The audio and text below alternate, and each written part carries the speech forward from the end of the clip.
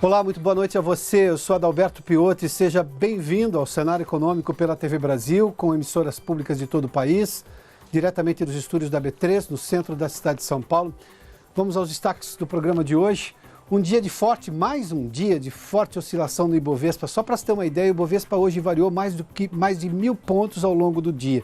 Terminou praticamente estável com uma oscilação negativa. O dólar fechou em queda, uma queda importante. Hoje, na verdade, o Brasil acompanhou a média do mundo. As moedas de países emergentes se valorizaram em relação ao dólar. A confiança industrial cedeu em setembro. O detalhe é o seguinte, o número ainda é positivo, ou seja, a confiança está no positivo, ou seja, na fase do otimismo, mas já é a terceira queda, já é uma queda que interrompe duas altas seguidas que foram logo depois da greve dos caminhoneiros.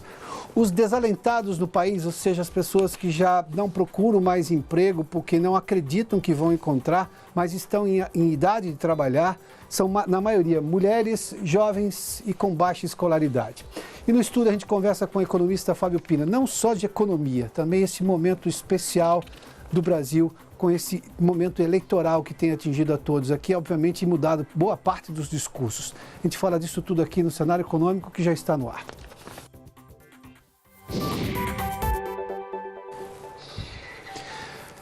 A confiança do empresário do setor industrial teve uma oscilação nesta pesquisa agora de setembro, segundo a Confederação Nacional da Indústria. O detalhe é que essa queda interrompe duas altas seguidas que foram notadas justamente logo depois da greve dos caminhoneiros. Houve uma queda importante no mês de junho, provocada pela greve dos caminhoneiros, que foi em maio. A gente fala disso com muita frequência, de tudo que a greve dos caminhoneiros ainda provoca na avaliação da economia como um todo, mas essa pequena queda ainda não tira o índice de confiança da zona do otimismo. Mas, obviamente, é uma queda, a gente dá uma olhadinha aqui. A queda foi pequena, foi de 0,5 ponto percentual. A pesquisa foi feita com mais de 2.000 empresas. Para você ter uma ideia, a avaliação que a CNI faz exatamente essa. É uma reta de 0 a 100, 50 exatamente o meio da reta, e nós temos na parte de cima, na parte da frente, acima de 50 pontos é a zona do otimismo em relação à economia. Abaixo de 50 é do pessimismo. Mesmo com essa queda de 0,5 pontos, foi a 52,8 pontos, ou seja, nós estamos levemente na fase do otimismo. Poderia ser melhor, obviamente, mas nós tivemos essa queda. E esse índice de confiança do empresário é uma média de duas outras medições. Primeiramente, a pergunta é: qual a sua percepção atual da economia e qual é a sua expectativa em relação à economia? Então, o índice das condições atuais também teve uma queda de 0,5 ponto, foi a 46,7 pontos, e as expectativas, ou seja, o índice de expectativas também teve uma queda pequena, é verdade, 0,4, e ficou a 55,9 pontos. Isso significa dizer que o empresariado acha que este momento da economia é pessimista, ele está pessimista em relação ao momento atual, mas crê numa melhora, porque nós estamos falando de quase 56 pontos dentro daquela reta, nós estamos falando de otimismo. Vamos seguir aqui para entender um pouquinho mais. Quais são as empresas que estão mais otimistas ou menos otimistas? Está aqui. As grandes, por exemplo, tiveram uma queda de 0,6. As médias de 0,3 e as pequenas de 0,3. São todas quedas no depois da vírgula, ou seja, nós estamos tendo uma oscilação negativa, não é exatamente uma queda, mas o fato que chama a atenção é que são exatamente nos três tipos de porte aqui, de grandes, médias e pequenas, que diminuíram as suas expectativas em relação à economia. Mas voltando àquela primeira tela aqui, só para a gente pegar, nós estamos ainda nessa fase do otimismo. E claro, aqui tem muito um sinal de incerteza em relação ao quadro eleitoral. Uma vez que se defina o vencedor na eleição de outubro, seja no primeiro turno ou no final do mês, já com uma possibilidade de segundo turno, obviamente que tudo isso vai ficar um pouco mais claro. Aí nós teremos propriamente uma opinião mais consolidada, porque daí o candidato vencedor tem que se manifestar ao país não como candidato, e sim como presidente eleito. E claro, candidato é uma coisa, presidente, a realidade é bem outra, né? Vamos seguir aqui para a gente falar um pouquinho sobre um outro assunto aqui, porque a gente vai falar sobre os desalentados. Os desalentados no país, segundo uma pesquisa do IPEA, mostra seguramente quem são. Há uma definição na consideração de alentados. Eu estava recebendo uma informação aqui, está me confundindo, mas vamos lá. A maioria é formada por mulheres da região Nordeste, jovens e pouco escolarizadas. Vamos lá. O IBGE faz uma divulgação mensal que mostra justamente a situação do emprego. E no IBGE a medição é diferente do CAGED, que é o Cadastro Geral de Empregados e Desempregados, e ali é só contratação com carteira assinada. O IBGE usa uma outra metodologia para ver quem se diz ocupado ou não. Ou seja, e também tem um outro nível ali. A pesquisa pergunta o porquê você não está procurando emprego. E isso é o que o IBGE chama de desalentados. O Maurício está conosco no Rio de Janeiro e tem mais informações. Maurício, boa noite. Tá, eu recebi informação que o Maurício não está conosco no Rio, então tudo bem, daqui a pouco a gente conversa com o Maurício. Vamos seguir então, porque a Associação Brasileira de Prevenção de Perdas, que justamente faz uma análise com relação ao varejo, chegou à conclusão que as 100 maiores empresas de varejo tiveram perdas importantes com relação a problemas operacionais e furtos internos e externos.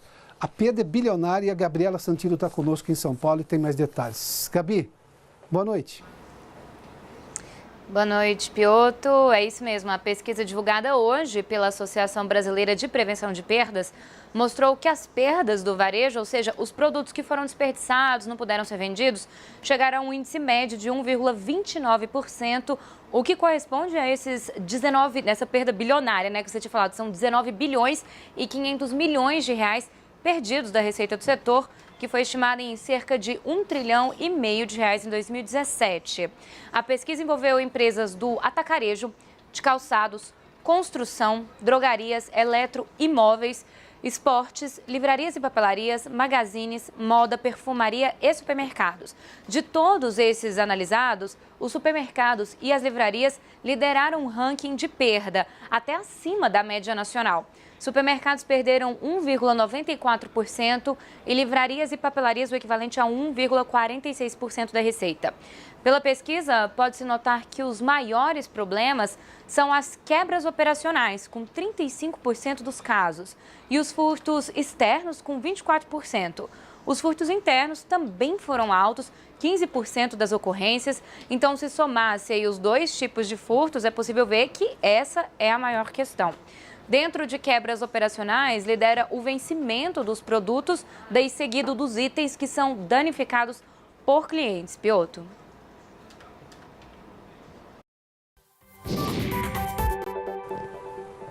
Muito obrigado, Gabriela. Isso entra no que se chama de custo Brasil. Custo Brasil é, por exemplo, carga tributária elevada, problema de infraestrutura e segurança. A segurança não afeta a vida individualmente das pessoas, também tem um custo extremo para as empresas, a gente viu nesse estudo. Vamos falar do mercado financeiro? Nós tivemos, o Ibovespa hoje oscilou mais de 1.000 pontos durante o dia. Aliás, isso tem acontecido com frequência. Foi pouco mais de 8 bilhões de negócios hoje aqui na Bolsa, mas houve uma queda, na verdade uma oscilação negativa, isso é praticamente estabilidade, com uma queda de 0,07% a 78.116 pontos. Interessante que no mercado internacional as bolsas subiram, a bolsa brasileira ficou, digamos, estagnada, justamente apesar das oscilações, mas fechou o dia estagnada, com uma oscilação muito pequena, negativa, de 0,07%, em contraposição ao que aconteceu no mundo. Neste caso aqui, a boa parte das análises aponta a questão eleitoral, ou seja, a indefinição eleitoral, que, convenhamos, era previsível. Nós estamos num ano eleitoral, nós sabíamos que ia ter esse tipo de coisa, mas neste momento há muita indefinição em relação a projetos de país. A gente vai falar disso daqui a pouco com o Fábio Pina. O dólar comercial teve uma queda importante hoje de 1,38% a R$ 4,07. Boa parte da especulação do dólar está caindo aqui, ou seja, muita gente que comprou na alta está vendendo, e aqui tem especulação, claro, em relação à moeda americana. Bom, vamos fazer um intervalo. Daqui a pouco a gente fala sobre economia, sobre a sociedade brasileira, com o economista da FEComércio, o Fábio Pina, que é o convidado hoje aqui do Cenário Econômico, meu convidado. A gente volta em instantes. Já de volta com o Cenário Econômico aqui pela TV Brasil. Eu fiz menção no bloco anterior, justamente essa é uma pesquisa do IPEA que fala sobre os desalentados brasileiros. Na pesquisa do IBGE revelada recentemente, são quase 5 milhões de pessoas desalentadas. A maioria, como fiz menção anteriormente, é de mulheres da região Nordeste, jovens e com pouca escolaridade, conforme você viu. O detalhe é que o IPEA fez uma outra pesquisa e mostra justamente o seguinte, que esse percentual é exatamente de pessoas em idade para trabalhar, ou seja, em idade ativa, com condições de trabalhar, e que são chamados desalentados porque desistiram de procurar emprego. Na pesquisa do IPEA, ela mostra exatamente o seguinte, o resultado é preocupante, que segundo os pesquisadores do IPEA, só vai ser alterado com a retomada de investimentos. porque num cenário de crise, dificilmente quem desistiu volta a procurar emprego, como normalmente acontece. O Fábio Pina está conosco, economista da FEComércio. Pina, bem-vindo. Vamos falar de sociedade brasileira hoje, a conversa é um pouco mais longa, mas vamos começar com economia. O que me parece que a discussão nesse período eleitoral ainda não aconteceu é que boa parte dos eleitores ainda não entendeu que governo não gera dinheiro, governo arrecada dinheiro. Se ele não gera dinheiro, ele precisa dar condições para a economia acontecer. E aí, claro, as indústrias estão vendendo mais, as pessoas estão comprando mais, as pessoas estão... Se isso gera imposto, o governo vai lá e pega a parte dele, que é imposto. E tudo bem, isso está combinado. É do jogo e todo mundo sabe que funciona assim. O governo não vai ter dinheiro para qualquer plano que seja de expansão, de serviços sociais, de benefícios sociais, se ele não tiver recurso. E neste momento nós precisamos que a economia retome. Ou seja, a discussão deveria ser qual candidato tem condições reais e compreensão de fazer a economia crescer e crescer rapidamente. Não lhe parece isso? Parece. E é um discurso difícil para um economista fazer, porque parece que ele tem um viés ideológico. Não tem, ele tem um viés técnico. Né? Se você pegar os economistas mainstream, você vai ter então preferência por algum tipo de candidato. Evidente, aquele que eu acredito, diante da teoria que eu acredito ser a mais plausível, que vai levar o país a crescer mais. Porque no fundo, o que todo mundo quer é aumentar a prosperidade, o bem-estar. Como fazer isso? Há diferentes vertentes. Eu acredito que a vertente que a gente tem tentado nos últimos anos não deu certo. A gente, vamos imaginar, há 20 e poucos anos, o Brasil tem uma carga tributária de 20%, 22%. Ninguém tem essa precisão, mas 22% em relação ao PIB. Hoje essa carga tributária é 35%, 36% do PIB. Ou seja, houve um crescimento enorme da arrecadação. E os serviços não melhoraram, ou seja, não satisfiz todas as necessidades da população. Saúde, educação, etc. Então o primeiro ponto é, será que aumentar a carga tributária garante essa satisfação? Eu acredito que não. A gente tem um exame empírico ao longo de 20 anos que mostrou que talvez não seja esse o caminho. E nosso próprio, né? Nosso próprio, é um exame nosso, né? A gente tem que olhar, será que a nossa vida melhorou com isso? Acredito que não. Então, será que a gente vai manter esse caminho? Como dizia o Einstein, né? Você faz tudo igual e quer que o resultado seja diferente, é difícil. Como você falou, o governo não gera recursos. E aí, eu lembro muito bem das manifestações lá de 2013, quando você confrontava algumas perguntas, a manifestação é legítima. A gente tem anseios, talvez a gente não saiba como chegar ao objetivo, mas a gente tem anseios de transporte público melhor, ou eventualmente de graça, mas não existe o de graça. E aí que eu quero chegar num ponto, as pessoas não entenderam ainda a famosa frase do Friedman, que não há almoço de graça. Não há almoço grátis, né? Eu lembro de uma entrevista, o repórter perguntando, mas escuta, o que você quer? Não, eu quero o transporte que seja gratuito. Mas quem vai pagar por isso? O governo. Sim, mas quem vai pagar pelo governo? De onde vem o dinheiro? Do governo. Então não havia o entendimento básico de que não existe este ente rico por antecipação ou por natureza que chama governo. Se existisse, bastaria vontade política para resolver todos os problemas. Transporte de graça, saúde de graça, educação de graça. Não, o governo não vai pagar por isso, ele vai arrecadar de alguém que gerou riqueza. O governo em si, esse ente, não gera riqueza. Quem gera riqueza sou eu, você, os espectadores, as empresas, né? Produzindo, trabalhando. Então o governo, ele arrecada tributos nossos, né? E com esses tributos ele distribui, né, em serviços básicos. A gente tem que discutir quais são, qual a eficiência, qual o tamanho do Estado, mas o governo em si não tem condições de prover serviços advindos do céu, né? Não é um maná bíblico. Tem que ter alguém que previamente produziu os serviços, etc, etc, etc. E por que você acha que novamente, num período eleitoral, a discussão que seria mediana, sensata, que é justamente discutir qual o papel do Estado brasileiro, o tamanho do governo, porque a gente descobriu que grande demais a gente não quer pagar, porque para ter um Estado gigantesco tem que aumentar impostos, ninguém mais quer pagar impostos. Eu posso discutir a eficiência do governo, obviamente isso pode ser melhorado, mas mesmo que eu melhore a eficiência, se eu quiser um Estado ainda maior, eu vou ter que pagar mais ainda. O Brasil, me parece que a média brasileira quer ter a liberdade do americano para ficar rico de repente, mas quer o Estado que o proteja como o europeu. Está se procurando um híbrido disso. O problema do híbrido é não conseguir nem ser americano, nem ser europeu. E a gente fica num limbo econômico ou socioeconômico do mundo. A gente não tinha combinado isso, mas você me lembrou, eu tenho um amigo da indústria automobilística que fala, o consumidor brasileiro é muito complicado, que ele quer um carro com design europeu e motor americano, assim, aí não dá. Então ele quer aquele muscle car, motor 8 cilindros, mas um design mais suave, europeu. Assim, esse carro não existe. Os carros são diferentes da Europa e dos Estados Unidos, cabe. Claro. E é exatamente isso. Eu brinco, eu uso minha mãe como beta tester, a compreensão dela da realidade, porque ela não é uma pessoa sem nenhuma formação, ao contrário, ela tem uma formação razoável, não no campo da economia, mas tem uma formação razoável, né? Já vem de não é uma inepta intelectual.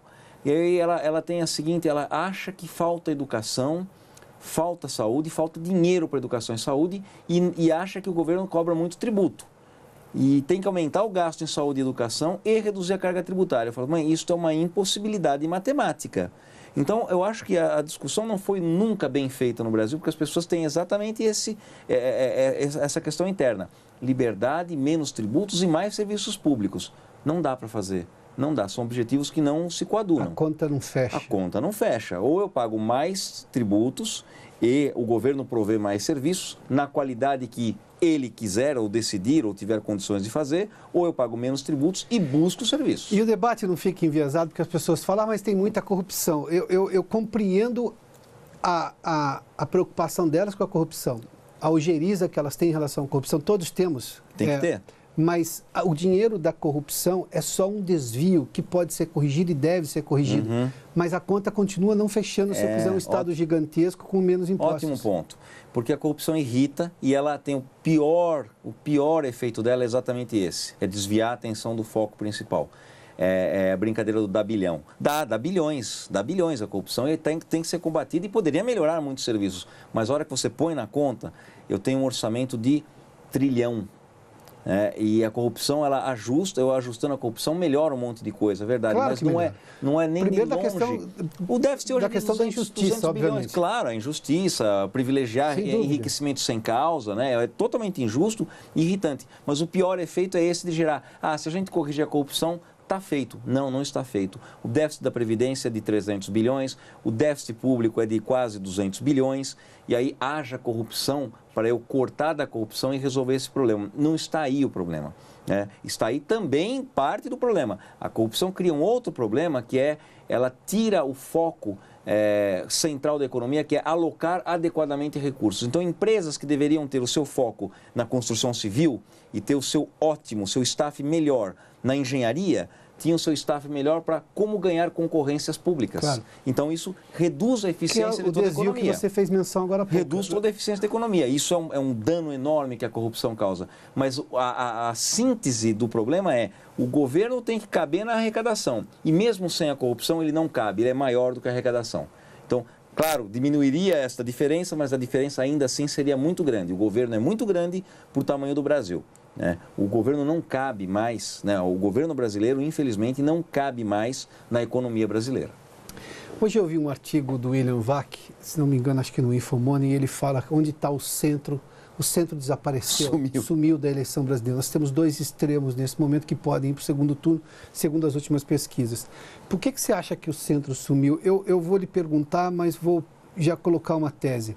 Eu acho que a discussão centralizada no sentido de cordata, de sensata, de que busca um certo equilíbrio em posicionar opiniões, não existe nem na sociedade brasileira. Não. A sociedade brasileira está, obviamente, separada por essa coisa indigente, intelectualmente falando, do nós e eles, como se nós fôssemos dois países tentando conviver no mesmo lugar. Não é esse o caso, o país é um só. Você já respondeu, na realidade nós sempre tivemos algum problema, isso é da sociedade ter um meio nós e eles. O ser humano dificilmente ele assume toda a culpa. Quando acontece alguma coisa de errado, você culpa o governo, o vizinho, a mãe, o pai, os traumas de infância. Terceirizar a culpa a gente terceiriza, é uma isso é natural. Do talento nacional. A gente tem que amadurecer e cada vez menos terceirizar a culpa e entender, olha, talvez eu tenha tido azar na vida, ou talvez eu tenha tido sorte na vida, mas esses são extremos raros. Na média, o que se tira da vida é o esforço que você tem, a qualificação que você tem. Então, grande parte dos meus erros são culpa minha mesmo. Isso requer maturidade.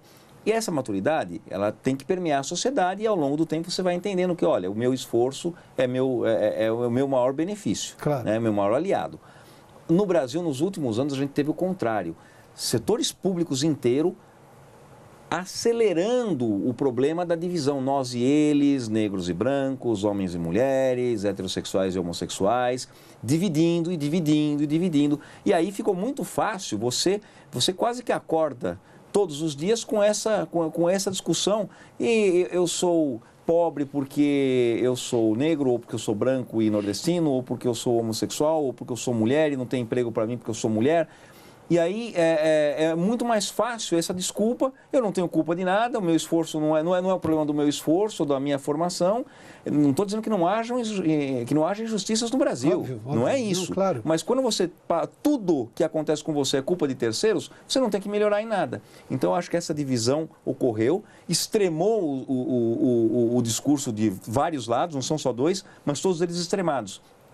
Por motivos diferentes, que é muito engraçado ver, não vem ao caso aqui comentar, mas eu ouço o taxista vai votar num candidato e o pessoal que usa aplicativo em outro candidato, porque esse disse que vai fazer certas coisas com os tributos, esse outras coisas com as licenças.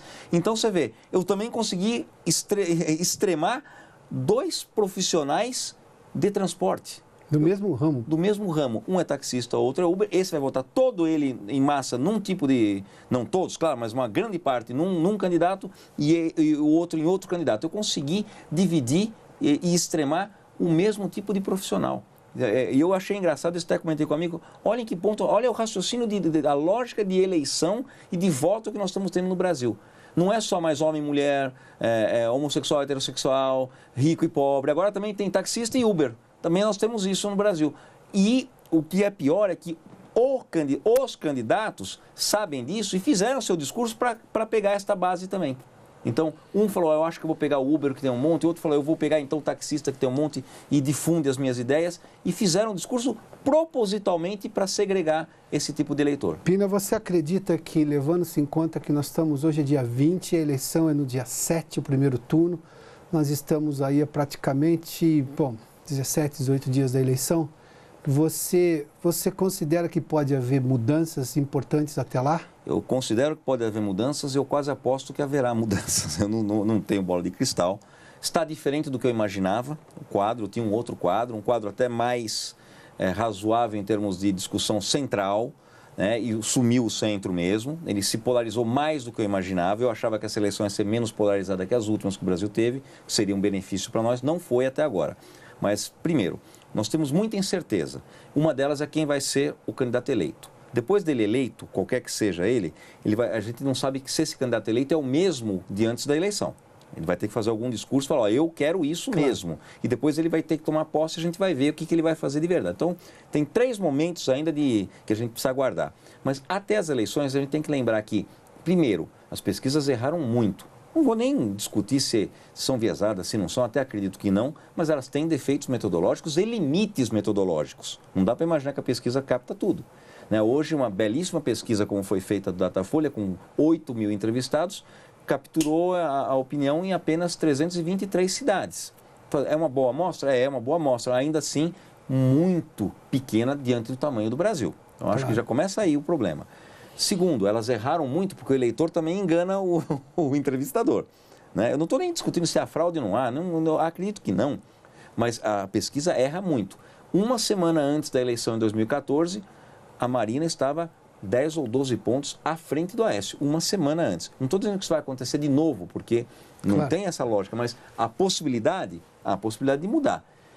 Claro, há um quadro mais cristalizado em alguns candidatos, e isso enseja a gente a imaginar que, olha, está se configurando um cenário que está ficando mais difícil de mudar, mas ele não é impossível. A gente tem que aguardar até o último momento. Eu acredito ainda que, não só no caso de presidente, mas de governador, de deputados, nós só vamos saber mesmo o que aconteceu quando se abrirem as urnas, só. Antes disso é muito precipitado falar alguma coisa. Até lá teremos uma discussão intensa. Sem dúvida. Fábio Pina, brigadíssimo pela análise, não só da economia, como da sociedade. Prazer é meu. Fábio Pina, economista da FEComércio, foi meu convidado hoje aqui no Cenário Econômico, que termina aqui. Obrigado pela sua companhia, pela audiência. Boa noite a você. Até amanhã.